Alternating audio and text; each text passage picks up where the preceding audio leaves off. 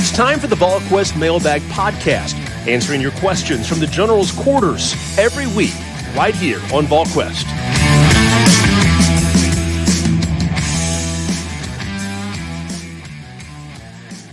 Good Thursday, everyone. Welcome to the Volquest.com mailbag edition of the podcast. Glad to have you along with us on this Thursday. As always, the podcast presented by our friends at Smoky Mountain Organics. Be sure and check them out in Gatlinburg, Pigeon Forge, Sevierville, or in Knoxville at 8018 Kingston Pike. And, of course, you can visit them on their website at SmokyMountainOrganics.com. That's East Tennessee's most trusted health and wellness store focusing on natural products and organic remedies for a variety of ailments. That is Smoky Mountain Organics. With Austin Price and Rob Lewis, I am Brent Hubbs. Glad to have you along with us. We've got plenty of questions to get to in this mailbag edition, and we will jump right in them with the White Sand. Wants to know, Austin Price, who of the in-state recruits does Tennessee have a shot at getting back in with? Who is even taking Tennessee's phone calls, assuming they're calling them right now? I don't like sand. I'm more of an ocean or pool kind of guy. I'm assuming he's talking about people obviously in the 22 class. Sure. With signing day 2 months away, less than 2 months away now. Tennessee's exchanged a few texts over the last several months with the Wade twins, but they don't like having kind of real dialogue with them. I think they're sticking with Kentucky. Everybody's wanted to talk about Dallin since he came into the game last weekend with his family. But again, came in, got there right before kickoff, left during the delay, never talked to a coach before or after the game. So, until that happens, it's kind of hard for me to, go down that road. Right. There's something a whole lot he talks to Jerry Mack, Dallin, he trades texts and stuff with Jerry Mack, but that one's, if Tennessee's trying to get back in there, it to me is very much in the infancy stages of anything. And what about what do you think they are with Caden Pope? What do you think's going on with Caden Pope, Austin? I just mean Caden in general. You look up every week, it's 180 yards or 200 yards or whatever he's putting up, but it seems like that recruitment is just at a standstill in general, not Tennessee, but just kind of in general right now. I agree. It's got a weird feel to it. It's kind of like Deshaun Bishop's recruitment's got a weird feel to it. The kid's put up 2,500 yards with a game to go, and his offers are the ones he went and visited this summer when he went and camped at Louisville, Kentucky, and Tennessee. I think they just kind of hidden over there at Carnes, and for Tennessee, I think they ought to be happy that he's kind of hidden at Carnes because I think Deshaun Bishop's really good. But yeah, I feel the same way with Caden Pope. That one just feels like it don't have a ton of traction. I will say that Cody Jones continues to have really good dialogue with Tennessee. Tennessee and not just Jerry Mack, who recruits Memphis, but also Willie Martinez, because, Cody's a defensive back. I still think he'll officially visit here in the month of November. AP on Bishop, what makes it even more surprising for me? I know, he's hitting at Carnes, but he's got tape against Oak Ridge, which has got some guys that are, SEC prospects. With Powell. Who's got college coaches or people in recruiting offices have at least seen those two games while they're looking at some of the other kids. So that makes it even more surprising to me. He'll get some added traction because I think he's going to win Mr. Football. If he doesn't, that's a joke. I guess the only person that could potentially beat him out would be Destin Wade. And actually Destin may win that. But I think he's definitely a finalist. The truth of the matter is, though, Summit would still be winning games without Destin Wade. Maybe not as many, but they'd still be winning games. I'm not sure Carnes would win a game without Deshaun Bishop. When you just look at the totality of that award, it's a regular season award. What one kid means to his team, they're got a home playoff game for only the second time in school history, only the third winning season in the last 40 something years, and have a real chance to finish the season out at 7-3, and their three losses are to Halls, Powell, and then Tennessee High by 2 points. AP, I got only one thing to say, AP. Cards is cards. On to the next question. On to the next question we go. Do you think Tennessee goes to court with Jeremy Pruitt or pays him? Also, is this why Tennessee's continuing to pay the attorneys? I don't know if this thing's going to end up in court or not. We'll see. I think that I don't think Tennessee's going to settle in the next 2 weeks. So I think something's going to get filed, but that doesn't mean it ends up going to court when it's all said and done. Lots of money gets spent when you start moving towards discovery and all those levels and everything else. It takes a long time to get there generally. So I don't know what the end game is going to be. As for why Tennessee is continuing to pay the attorneys, I don't think this is the reason why. I think that they're just still doing all of their due diligence and trying to button everything up. I don't think they're holding on to the attorneys because of the letter that Jeremy Pruitt has sent to Tennessee. So that's where I am with that one. We'll see what happens in the next 2 weeks, but I would be surprised if Tennessee moves in a direction of any kind of settlement before that date that was in the letter that they were going to file. If Tennessee did not have a settlement, I don't anticipate that happening this month. Do you guys see any staff movement in the off season? I know you can never tell, but you guys were always pretty on top of it with the previous guys. Things in advance. Do you see any staff movement coming off of this team? Rob, I think the only way there's staff movement is if somebody's getting a promotion somewhere, and I don't see either coordinator getting a head coaching job, and I don't know that anybody that's an assistant right now is going to be in line to be a coordinator. I don't see anybody making a lateral move, is what I'm saying. I don't feel that way. You certainly don't hear the kind of rumblings that we've heard of either the head coach being really unhappy with an assistant or an assistant being miserable working for the head coach, like we have pretty consistently the last few years. And I agree. Go ahead. I was going to say the only one that potentially I could see making a move would be Alex Golish, based off the fact that he doesn't call the plays here. If someone of an equal stature in college football wanted to give him the chance to call plays, then I think he would have to look at that. But at this point, I don't see there being any change.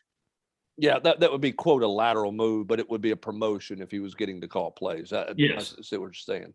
Go ahead, Rob. You were going to say something else? No, I was just going to say, I thought that was a good point you had, that neither one of the coordinators seemed like they're ready to be a head coach, which would be one of your biggest threats and on a lot of staffs. Yeah, and listen, you've got Jerry Mack's family's not here yet. His son's finishing his senior year of high school in Texas. So he's not, I don't think he's moving anywhere before his family ever gets here. They're going to move here, late spring. I think Willie Martinez is building a house in Knoxville. Okay, he's not going anywhere, I don't think. Rodney Garner's family is going to be moving up here in this spring and summer. He's got family who's going to go to UT. Daughter's going to go to UT. So I don't think anybody's looking to get moving. And I think this group of coaches get along well. I think they've enjoyed this year and they've enjoyed working together. Now, you never know how dominoes might fall with somebody and something, but it doesn't feel like there's a whole lot of potential for a lot of movement come this off season. Vol, since 1996, do you think Heupel will find ways to reduce the number of sacks this week? I'd imagine 11 sacks, or whatever the number isn't ideal for the past two games. Obviously, it's not. They got to play better across the front. They've got to play better in pass protection with the running backs to try to limit some of that stuff. I guess I don't know that the quarterbacks held on to it a lot. I mean, Rob, it felt like there was a couple of jailbreaks on Saturday that created some of those sacks by Ole Miss. I just think they've got to protect better, not just up front, but with the offensive linemen, but throw in the tight ends and throw in the running backs as well. Yeah, I think, and I hate to single a kid out, but I think Dane Davis really struggled last week. I think once Cade went out, I think there was a drop off, but I mean, they've been really bad, Hubbard. They're last in the SEC. They've given up 25 sacks. The next highest number is Mississippi State at 17, and they throw it all the time. Yeah, 56 times a game, and have given up fewer sacks than 8 fewer sacks than Tennessee. So I mean, it's a problem. Yeah, no doubt. They've certainly got to clean a lot of things up there. And that's why I think this weekend you have a real shot. I think that potentially to see Jeremiah Crawford. at a tackle. Yeah. Pine Mountain Ball wants to know any players making buzz on the scout team or backups that are knocking on the door for playing time. I'll tell you an interesting one that's kind of brewing out there a little bit. Josh Heupel mentioned this on Vol Calls Wednesday night. And AP, I know you've been digging on this a little bit. K-Ron Calvert's practicing a little bit out on the field. Josh Heupel said Wednesday night that that he had been practicing a little bit. I don't think he's ready to play. Don't know when he will be or if he will be. That's not really a scout team guy, but that could change your fortunes up front a little bit if that got to the point that K-Ron was healthy enough to play and wanted to play this year, Austin. Yeah, and talking to people, I think that becomes a real possibility in the month of November. Not going to play this week, as the bye week, potentially could start to, I don't even say like play 50 snaps, but if he could give you a couple of series and spell some guys, that's a good thing. Yeah, and again, he could play and still have another year based on the COVID year. Yes, I think, if right? He plays just 4 games for the fourth year. And he wants, I know in talking to some people, he wants to come back. That's his plan right now. Come back for next year? Yes. Yeah. Which is why the month of November would be big, because that leaves them with 4 left. Even if they make a bowl game, he just wouldn't play the bowl game. Okay. Yeah. Because he's a guy that just based on measurables, if he can show the NFL that he can stay healthy for a year, somebody will take a flyer on him late, or certainly sign him to a free agent deal. Yeah, because he's athletic as can be. If he can stay huge. healthy. Yeah, and it is huge. Other players making buzz, and we saw Kamal Haddon. That was a bit of a surprise. He was on the field last week. Anybody else that you're hearing a whole lot about? I mean, Crawford's a guy I think they've been pushing pretty hard, Austin. Yeah, he is. They've been pushing him, trying to get him ready. He didn't get here till the end of July. And all of a sudden, they're trying to push him into playing, potentially this weekend against Alabama. Good luck. And the other guy I would look is in the secondary. Problem is, it's just so hard to get on the field. But the kid from Florida, Rucker. Yeah, Deshaun Rucker. Yeah. I think he's they've got some depth and some competition in the secondary moving forward. Some young kids that they like, and obviously they're recruiting pretty hard back there as well to try to create and build more depth, because they lose quite a bit coming off that unit this year. Well, but do they though? They lose Theo, but Alante could technically come back. Yeah, I'd be surprised if he's back, wouldn't you? I talked to him, and he said it's something that he wants to get to the end of the year and then take a look at where he's at. I don't think that he's closed the door on the potential to potentially come back. Well, is he a surefire draft pick? I don't know. I don't know where he's going to be at. I would think he'd have a shot at going late. He's got, I don't know what he'll run, but physically, and then everybody else will be back. Physically, he's kind of prototype guy for what you want up there, but I don't know if he's going to run 4.5 or that well. And does he want another year with Willie Martinez, who's obviously got a great reputation for player development as well? So I'm told if the Giants make a change, that he will go pro, and if they stay with their current form, he'll return. I'm playing. Let's go to E. Schaefer 29, who wants to know, when I attended the South Carolina game and Morvin Joseph was just in a jersey, no pads, I hadn't heard anything on him being injured. What's the status on him? Is he injured or just not ready to play? The team could use his depth at linebacker. I don't think he's on the dress roster. I don't think he's one of their 70 on where they're at right now. And that's why you haven't seen him dress in SEC games. He's not been injured to my knowledge. We're not on the practice field to see, but I'm not aware of an injury that Morvin Joseph has been dealing with or anything like that. Birdie Man Texas wants to know, with it being Alabama week and realignment with conference on the horizon with Texas and OU, any more thought on divisions and pods? Does the current leadership view the Alabama game as non-negotiable? I don't know where the current administration is on the Alabama game. I've not asked that question. It feels like pods, Rob, is where this league. That's what the commissioner said, the nomination. That's what he started talking about freely. Pods. So they hadn't made a decision, but he brought up pods. I think that makes the most sense, geographically by far. and then you figure out who your rotating opponents are going to be. But it's, AP mentioned this the other night, but for Tennessee to compete with Kentucky every year, when who's their common opponent in the West, Mississippi State. And for Tennessee to play Alabama every year, I mean, that's a competitive disadvantage. I mean, I'm kind of old school, and I'd like to see it continue, but it's just unwieldy and not fair. Yeah, it certainly works again. It's worked against Tennessee. I mean, you can't look at anybody's schedule in the league and say they play a harder schedule year in, year out than what Tennessee plays right now. When you talk about Georgia and Alabama, they play the best two programs every year. Yeah. Yep. I mean, with where it's at right now, it's cyclical. It'll change at some point, but it's not changed with Alabama for a long time. Then when you get in those grooves where you're playing LSU or A&M or Auburn in the West, it's a murderer's row. Look at Butch. Butch again beat Georgia and Florida in 2016, then had to go to College Station, lost in overtime, lost to Alabama, then laid the egg against South Carolina, and found his way into beating Georgia and Florida and not making it to Atlanta. I predict that will never happen again. That you beat those two teams and don't make it? Yes. Yeah, I'd say you're probably right. I would say that would be what they call a one-off. I don't see that one happening again.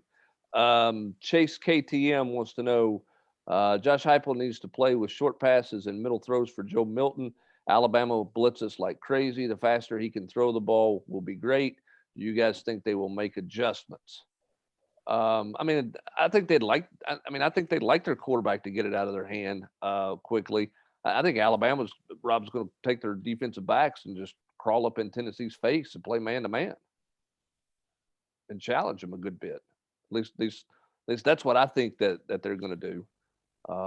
That's what they've typically done is they've lined up that way. I don't know that they're going to give Tennessee the easy throws like Milton had in the Bowling Green game, which they have not been able to do with Joe Milton playing quarterback. It is Joe Milton. I think Rob froze up on us there for a minute. You there, Rob? All right, we'll go ahead on. I don't see. We'll see what happens with Alabama that way, but I just think that they're going to make it hard for Tennessee just to raise up and throw it. I do think slants are Joe Milton's best route right now, but we'll see if they can do that or not do that. Alabama may not give those slants up, Austin Price, but Tennessee's got to protect, and they may not have to blitz to get to him with where this offensive line is at. All right, moving on to Hog Wild here. The more I see from Josh Heupel and the culture he's creating within the football program, the more it reminds me of what the basketball team has built, where tough, high character, and hardworking kids are drawn to the opportunity to play under Rick Barnes. Is that a flawed perception from the outside, or is that an accurate assessment of the feeling in and around the football program, Austin? I think that's an accurate, perception. I think there's a really good, team chemistry, staff chemistry, just a good feel around the program right now, and I think that's a big reason why there's such a great buy-in. And I think that's where the buy-in happened under Coach Barnes. Is you saw a few things go Tennessee's way, and the kids just started to buy in, and they started to have fun playing, and kind of built a bond both on and off the floor. Yeah, let me go back to Chase's question about Joe Milton over the middle and those types of things. I'm not saying Joe Milton's going to start. He was asking if Joe Milton's the quarterback, then that's what they need to do. I'm not ruling out Hendon Hooker from starting and playing in this game. I want to make that clear because I didn't when I was asking that question. So I don't want anybody to assume I'm saying he's not going to play. Hendon Hooker has practiced this week, Austin. I don't think it's determined yet whether he's going to go or he's not going to go, but he has done more than anybody anticipated him doing when he walked off the field Saturday night. Well, there are no ligament damage or anything like that. I mean, it's just more just a massive, massive, massive bruise, contusion to that leg. So, if you brace it up and you can't really do any damage to it, then, I don't see no reason why he can't play. Yeah, and that'll be a medical decision and based on how he feels, at the end of the week. But I didn't see no reason why they couldn't call the Tyler Barron play a touchdown or, Jacob Warren a first down. But hey. Yeah, and I'm not sure I don't think the SEC is going to suggest that they did anything wrong in terms of that play call in the Tyler Barron deal. I mean, I don't think that they're going to see or that they see fault in the way the way they officiated that particular play. So, but we'll see what happens with Hendon Hooker. I don't know. That'll be determined when we get to the end of the week and kind of go from there. Vol Mike wants to know, why should Tennessee pay any portion of that fine for fan misbehavior when the SEC did not fine Ole Miss for the exact same behavior in a basketball game? Does the SEC believe they need to be consistent in applying such rules regarding the game plan for us addressing these types of situations in the future? How about we tell the SEC that we will use the same playbook Ole Miss submitted after the basketball event? Well, here's the thing. This rule is the Ole Miss rule. This fine's the Ole Miss fine. It came into effect, from what I understand, after the Ole Miss thing at the end of the Tennessee Ole Miss basketball game. I think the precedent was set in meetings afterwards that, hey, moving forward, we're going to, and people knew we're going to subject you to fine and that type of thing. Now you can wonder why they didn't fine Ole Miss and start the precedent with them, and they waited and started with Tennessee. Okay, that's fine. But I think this was a fining for this action was something discussed at spring meetings, coaches, AD meetings, following that basketball season when you went to the meetings in Destin down in late May, 1st of June. So I think that's the SEC's answer to that, and why that they were not fined and Tennessee was fined. At least that's the way I was there, but I honestly don't remember. Did that? I know it happened after Admiral drew a charge at midcourt, but did it stop the game or was the game over? Game was over when they started with all that. Yeah, that's what I thought. I mean, that's a slight difference. Remember, Admiral drew that charge as the buzzer sounded, because Rick was livid. What are you doing? What are you doing? Not a really smart play. Yeah, what are you doing taking a charge 40 feet from the basket on a buzzer beater? He was said it was a charge, but I don't think that's what Rick Barnes was looking for him to do at that point. Speaking of basketball, to you, Rob, from iHeart Vols, during Barnes' tenure at UT, it appears that his teams have outperformed their preseason ranking. It appears that his teams that have outperformed their preseason rankings have done so when a second or third year player has made a big leap. Some examples of that include, obviously, Admiral and Grant, Kyle Alexander, most recently, John Fulkerson. For that to happen this season, perhaps make a run at Final Four or deep in the tournament, my guess is it has to be Josiah or maybe Olivier. Do you see them or anyone else making that leap? I think Olivier is going to make a leap, and I would say he's the most important guy when you're talking about returning players who have to be more productive. If Tennessee is going to outperform expectations, there's no doubt in my mind it's going to be him. I'm just not sure how much different of a player you're ever going to see Josiah be.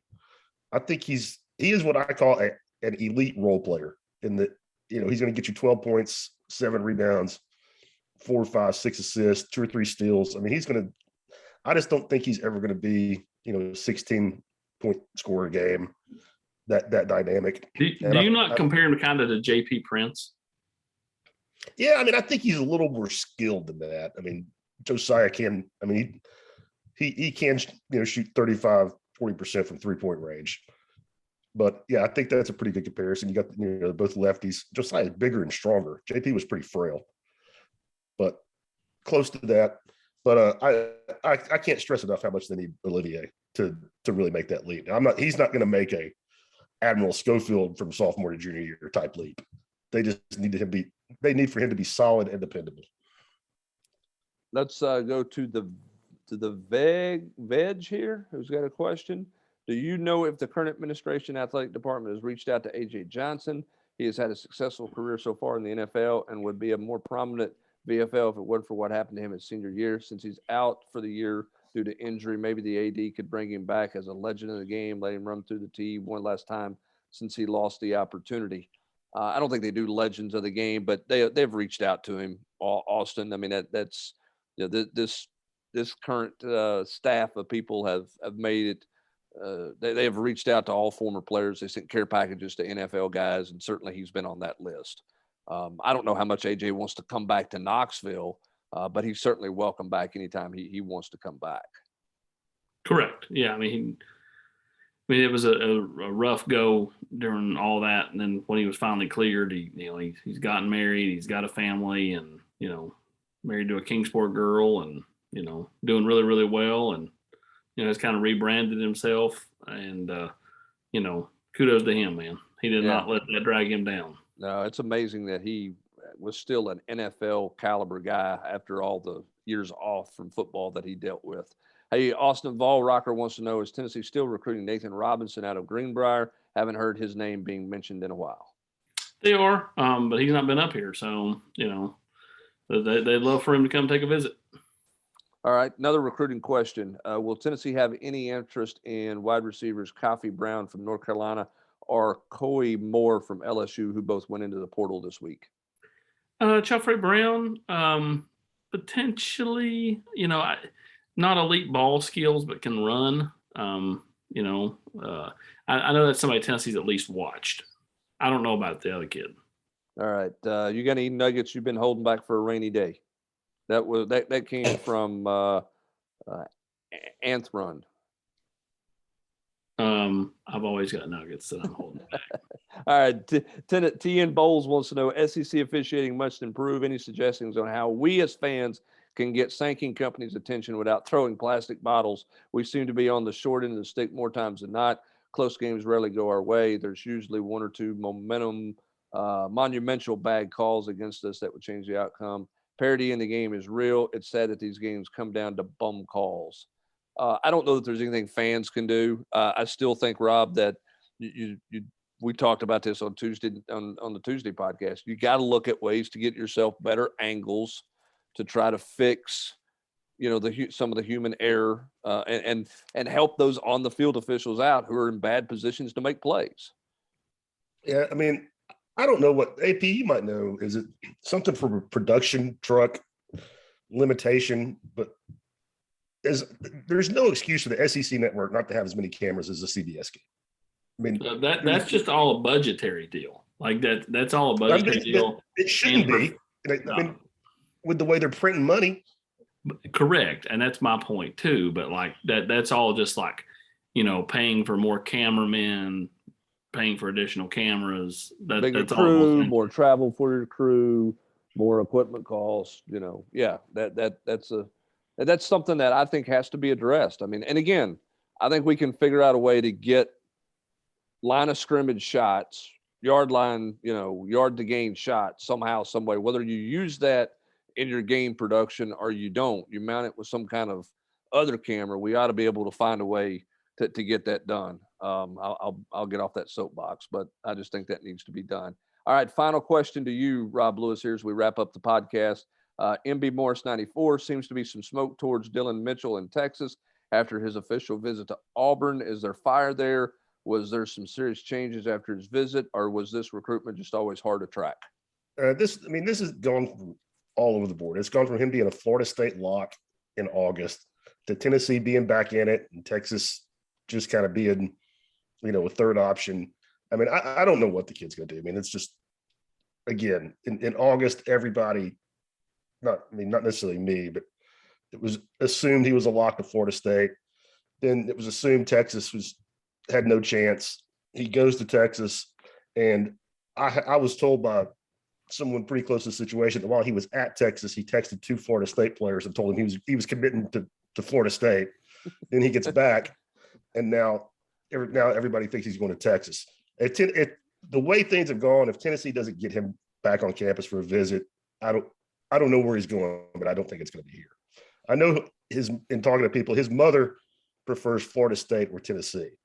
And the kid evidently, wasn't taking Texas very seriously and then got there this weekend and loved it. But I think Tennessee's got to get him back up here. So we'll see if that happens, and we'll see what happens this weekend with Tennessee on the gridiron as they take on the Alabama Crimson Tide. That's going to do it for this edition of the Volquest.com Mailbag Podcast presented by Smoky Mountain Organics. For Rob Lewis and Austin Price, I'm Brent Hubbs. Thanks for joining us. Have a great rest of your Thursday, everybody. been listening to the Volquest Mailbag Podcast every week right here on Volquest.